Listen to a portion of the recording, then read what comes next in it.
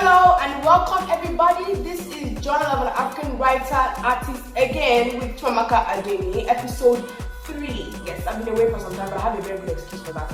I've been having exams and then circumstances allow me to end the show. But I am back and I am back in full force. Thank you for the likes and comments on the previous video. Thank you for my well wishes, my birthday. Thank you so much. I love you guys so much. I love you. So, okay, today I was talking about a new queen. A queen straight from Angola. We have Queen Nzinga of Matamba and Ndongo, present-day Angola. So let's get to it. Alright, before I go on, I'm going to say a little bit about Angola.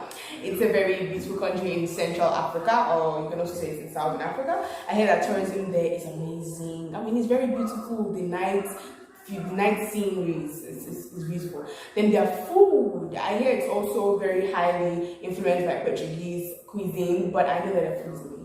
Food is beautiful, and the culture and their art.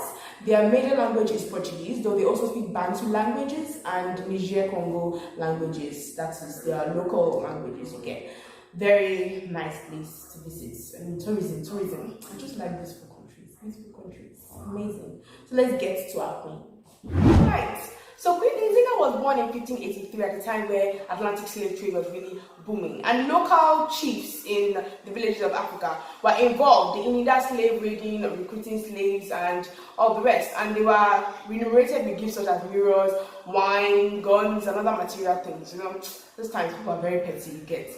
Then the Europe and France were really involved in this colony business, were really profitable. So Portuguese wanted to dominate Angola as quickly as possible. The colony business was very, very profitable. At this time, Angola Kia Samba, who is Nzinga's father, and her mother, Gwengele Kakumbe, were the overlords of the Matamba and Ndongo tribes in Angola. It is said that Angola was named after her father, Angola. The legend has it that when Nzinga was born, she had an umbilical cord tied to her neck, hence her name. And a great, wise old woman had predicted that she'd be a great queen. She was a very smart and intelligent girl, such that her father took her to conferences, functions, meetings, and even battles. I mean, she was very smart and intelligent. She became a military strategist because of her father's influence in her life and because of the way she followed her father's footsteps. Now, at the time when her brother, Ngola Mbandi, took rule over Angola, he gave Nzinga her first state assignment, and that was to act as the envoy of Angola in the peace conference between Angola and the Portuguese. The fight between the Angolan people and the Portuguese had become too weary, and they had to, peace needed to be brokered. I mean, it was too much. They had to broker peace. So he sent her as an envoy. At the conference, Portuguese Governor João Carreira de Sousa and his entourage were seated, but left no seat for Nzinga and her own entourage. Very disrespectful, I might add. But guess what happened?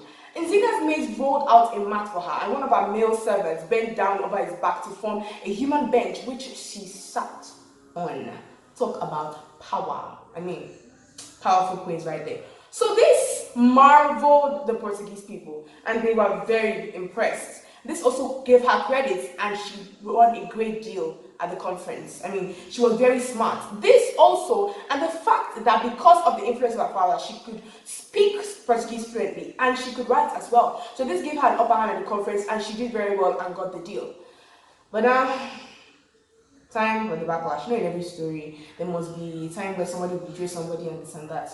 Well, the Portuguese reneged against the Angolan people and attacked Ndongo. Talk about the lack of self-control and trustworthiness.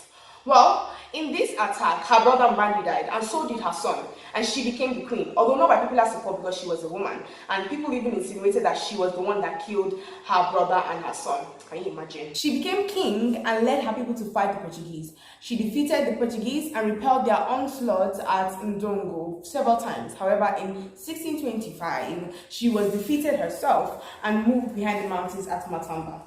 Though she allied with the Dutch and moved to Kabanga in former Ndongo, where she defeated the Portuguese at Ngoleme and at the Battle of Kumbi. Her sister was spying for her in the former Ndongo, and she was killed along with many others. A sad thing. The battle between Nzinga and the Portuguese became long and weary, so a new peace treaty was signed. Thank God. Nzinga finally proclaimed her state a free country where everyone lived equally. She was renowned for her bravery in fighting slave trade. amazing. She died in 1663. Until today, she is known for her sterling leadership qualities, compassion for the people, and her skills as a field marshal, and also as a commander of various battles against the Portuguese. She was honored by a street being named after her, and also a statue erected at the capital Luanda of Angola. How amazing. Also, by the time of her death, Matamba had become a formidable commercial state that was on equal footing with the Portuguese. What an achievement. Also, she converted to Christianity before she died at 81 years old, which is a fun fact. She became a sensation in Europe following the 1769 publication by Sean Castleton, colorful biography of Nzinga, Reine d'Angola in Paris. Okay, my thoughts. What do I think? Alright, this story of Nzinga is very similar to that of Yahasantewa, if you notice. And the betrayal by the Portuguese army is also similar to the betrayal by the European army to the Poco people in the story of Madame Yoko of Sierra Leone. Queens were very smart, very smart, very intelligent. And I like the fact that Nzinga realized that she could no longer continue to fight powers that she can understand are more powerful than she is. So what she did was to sign a peace treaty. I think that was the wisest step that she made. Because even though she was able to defeat at some points the Portuguese, she realized that she could not completely subdue them. So her main priority was to protect her people and to prevent them from facing the serious backlash that came with slave trade. So she knew it was best to sign a peace treaty, which is very good. She's also a very powerful queen, very powerful. And I realized that even though people were saying that she was the one that killed the king so she could get to the throne, what was still in her mind was her compassion for her people. She still loved her people. She still didn't want them to be trapped, to be enslaved. So she did her best. She did all she could. And I really admire the bravery, the courage of these women, because I cannot imagine myself standing up to lead an entire army to fight another entire army. I mean, wow, the bravery, the courage. And like I always say, for a woman in those days, it's something that you don't just wake up and see. It's really extraordinary, really rare, and I really admire our African queens for all they've done for us in history. I mean, if not for some of them, we would not be in these independent states that we are now. But I really admire.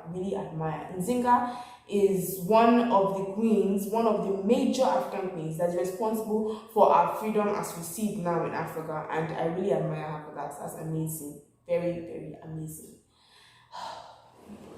But before I go, I want to say Happy Africa Month. I mean, this Africa Day was 2 days ago. It was 25th of May.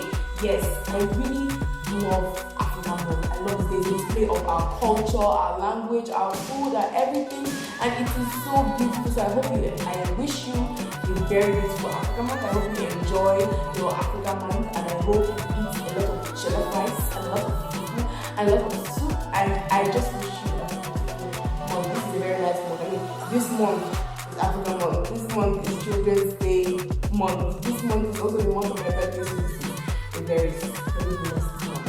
So I wish you Happy Africa Month and Happy Africa Day in arrears, and a happy year. Energy in So abundance. thank you. You got this. We can't Don't wait forget for your to album. like, It's gonna be share, amazing. and subscribe and comment. God bless you.